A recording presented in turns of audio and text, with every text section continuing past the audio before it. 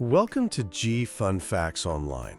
Today, we're diving into a world where the deadliest poisons become life-saving cures. Imagine a substance so potent it can stop a heart in minutes. Now, what if I told you that same substance holds the key to defeating one of the greatest threats to modern medicine? We're talking about animal venom, and scientists are now unlocking its secrets to fight a war we are currently losing. The war against antibiotic-resistant bacteria, or superbugs. This isn't science fiction.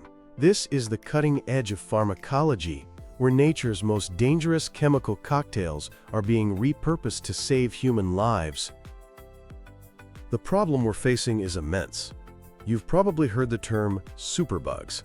These aren't just a distant threat. They are a clear and present danger. For decades, we've relied on antibiotics to treat everything from a scraped knee to life-threatening infections. But we've overused and misused these miracle drugs, and bacteria have done what they do best. They've adapted.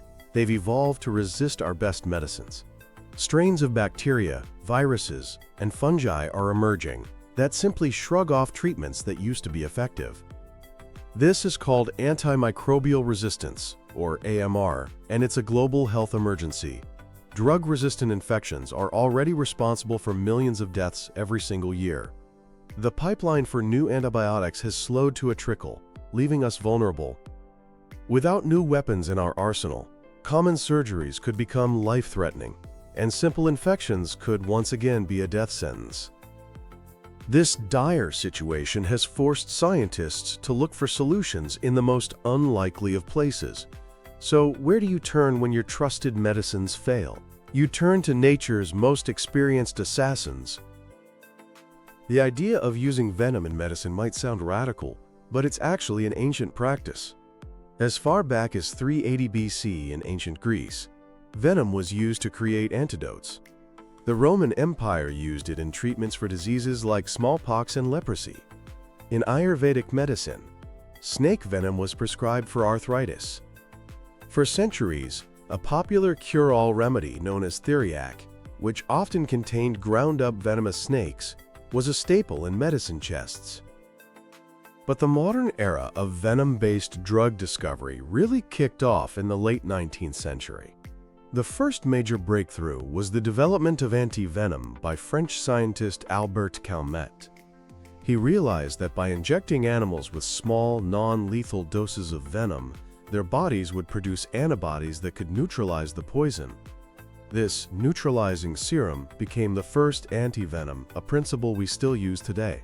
This was the first step in taming the toxin. The true watershed moment, however, came in the 1970s.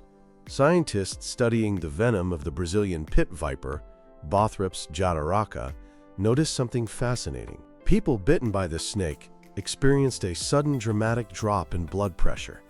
Researchers isolated the specific peptide responsible for this effect. They studied its structure, modified it to be safe, and turned it into a pill. The result was captopril, the very first ACE inhibitor, a revolutionary drug that has since helped millions of people manage high blood pressure. Captopril proved that a deadly snake venom could be reverse-engineered into a blockbuster drug. This success opened the floodgates. Today, we have drugs like zeconotide, a powerful pain reliever derived from the venom of a cone snail, which is more potent than morphine but non-addictive. We also have exenatide, a diabetes treatment synthesized from a hormone found in the saliva of the Gila monster. These pioneers established venom as a legitimate, high-potential source for new medicines. So what makes venom such a perfect hunting ground for new drugs, especially antibiotics? Animal venoms aren't just one chemical. They are incredibly complex libraries of hundreds of different bioactive compounds, a mix of proteins, peptides, and enzymes. Each venom has evolved over millions of years to be hyper-efficient and incredibly specific. It's designed to target crucial physiological processes in a target animal with surgical precision. This high specificity is exactly what you want in a drug. A molecule that attacks the target, like a bacterium, without causing a lot of collateral damage to the patient's own cells. To find these molecular needles in a haystack, scientists use a process called venomics. This involves using advanced technologies to separate a venom into its individual components and then screening each one for potential effects. They are looking for specific types of molecules. One of the most promising groups is antimicrobial peptides, or AMPs.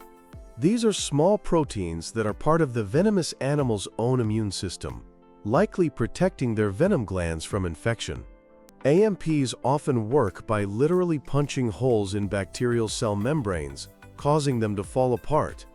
This direct physical attack is a mechanism that bacteria find very difficult to develop resistance against, unlike conventional antibiotics, which often target specific metabolic pathways that bacteria can reroute. Scientists are also interested in enzymes found in venom. Things like phospholipase A2 and metalloproteinases are enzymes that can chew through the essential building blocks of bacterial cell walls, effectively demolishing their defenses. Even the most toxic parts of venom can be repurposed. Scientists can take a highly toxic molecule, identify the part of it that kills bacteria, and then synthetically modify it to remove or reduce its toxicity to human cells, keeping the antibacterial effect while making it safe. The journey from a drop of venom to a pill in a bottle is, of course, long and incredibly difficult. It all starts with bioprospecting and venom collection. This can be a dangerous job, requiring experts to handle and milk venom from snakes, spiders, scorpions, and other creatures. It's often difficult to get enough venom, especially from small or rare animals, and the welfare of the animal is a paramount ethical concern. Once collected, the venom undergoes what we call high-throughput screening. It's separated into its individual molecules, and each one is tested against a panel of dangerous bacteria to see if it has any effect. Think of it as a massive audition, where thousands of molecules try out for the role of antibiotic. The ones that show promise are called lead compounds. These leads are then studied intensely to figure out exactly how they work. Scientists might use synthetic biology to create slightly different versions of the molecule, tweaking its structure to make it more potent against bacteria and less harmful to human cells. This optimization phase is critical for turning a raw, toxic compound into a viable drug candidate. Finally, the most promising candidates enter years of rigorous testing. First, preclinical trials in lab settings and animal models to ensure safety and efficacy. If those are successful, the candidate moves into human clinical trials, a multi-phase process that can take a decade and cost hundreds of millions of dollars before a new drug is approved for public use. So who are the heroes in this story? Let's put a spotlight on some of the venomous vanguard. Snakes, of course, are star players. Venoms from pit vipers and cobras are rich sources of antimicrobial compounds. A class of peptides called cathelicidins, found in their venom, has shown broad-spectrum activity against both gram-positive and gram-negative bacteria, the two major categories of bacteria. Scorpions are another treasure trove. Their venom is packed with antimicrobial peptides that are often positively charged. This positive charge is strongly attracted to the negatively charged surface of bacterial cells, allowing the peptides to lock on and disrupt their membranes. Even the much-feared spider is an ally. Their complex venoms contain a huge diversity of peptides that are now being systematically screened for their bacteria-killing potential. One of the most fascinating recent examples comes from wasps. The venom of the Korean yellow jacket wasp contains a peptide called mastoperin L. It's normally toxic. However, scientists at the University of Pennsylvania managed to tweak its structure, creating a new version that is a potent antimicrobial. In tests, this modified wasp peptide was able to resolve lethal bacterial infections in mice, not just by killing the bacteria directly, but also by recruiting the host's own immune system to help fight the infection. And let's not forget the ocean. There are thousands of venomous fish species, representing a massive, largely untapped library of chemical diversity. Scientists are currently creating a phylogenetic roadmap, a kind of evolutionary family tree of venomous fishes to more efficiently explore their venoms for new drug candidates. Despite this enormous potential, the path forward has its challenges. As mentioned, venom can be scarce. You can't just set up a massive venom farm for thousands of different rare species. There's also the fundamental challenge of toxicity. The primary goal of venom is to harm, so separating the helpful antimicrobial property from the harmful toxic one is a delicate balancing act of chemical engineering. Another big hurdle is delivery. Most of these promising compounds are peptides, and our digestive system is excellent at breaking down peptides. This means you can't just put them in a pill. Researchers are exploring creative solutions, like nanoparticle delivery systems, to protect the peptides and get them where they need to go in the body. And finally, there are crucial ethical considerations. We have to ensure that animal welfare is protected during venom collection. Furthermore, the communities and countries where these animals live must share in the benefits derived from their biological resources. This principle, known as access and benefit sharing, is vital for ensuring this research is conducted equitably. So what does the future hold? The convergence of urgent need and powerful new technology is creating a perfect storm for discovery. Scientists are now using artificial intelligence and machine learning to sift through massive venomics datasets, predicting which molecules are most likely to have antimicrobial properties before they even test them in the lab. This is dramatically speeding up the discovery process.